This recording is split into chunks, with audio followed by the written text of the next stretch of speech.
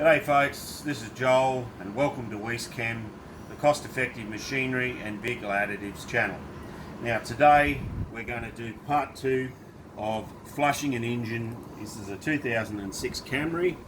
We've put the flushing oil concentrate, which is from cost-effective maintenance.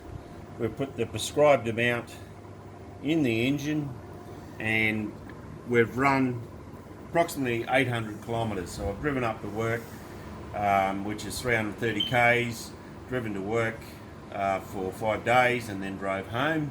And so now we're going to change the oil, and when we change the oil we're going to put in another cost-effective maintenance product. This is called AW10 anti-wear.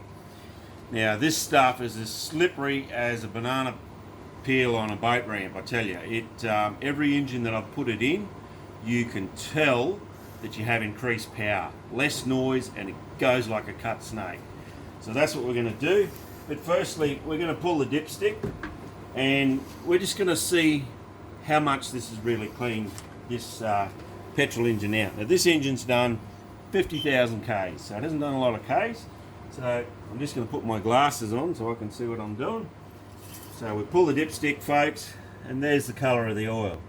So we're going to put a few drips on the paper here. Now you can see it's a lot darker. If we look at the previous photo from last week, you can see that there's a definite darkness. Now it's not as dark as my friend's X-Trail I did the other week. He'd done excess of 100,000 Ks. He's come out like barbecue sauce, but that's definitely darker than it was last week.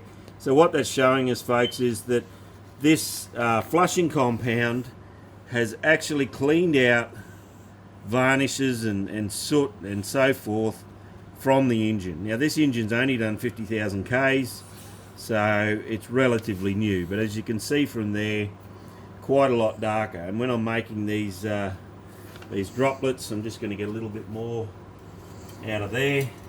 I can actually see that it's handy. I've just put my fingers in it. Yeah, I can actually see that there's quite a bit of soot forming already around the edges of the droplets.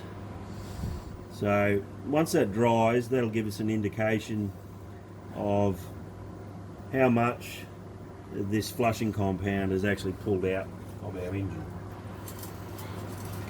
So we'll catch up again when we've done the oil change, but once we've done the oil change we're going to add the AW10 anti-wear, which incidentally was already in this engine.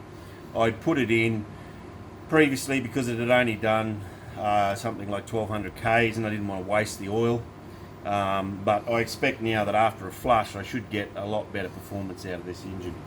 So thanks folks, and stay tuned in, subscribe and like the WeScam channel. That's the cost-effective machinery and vehicle additives. Cheers folks.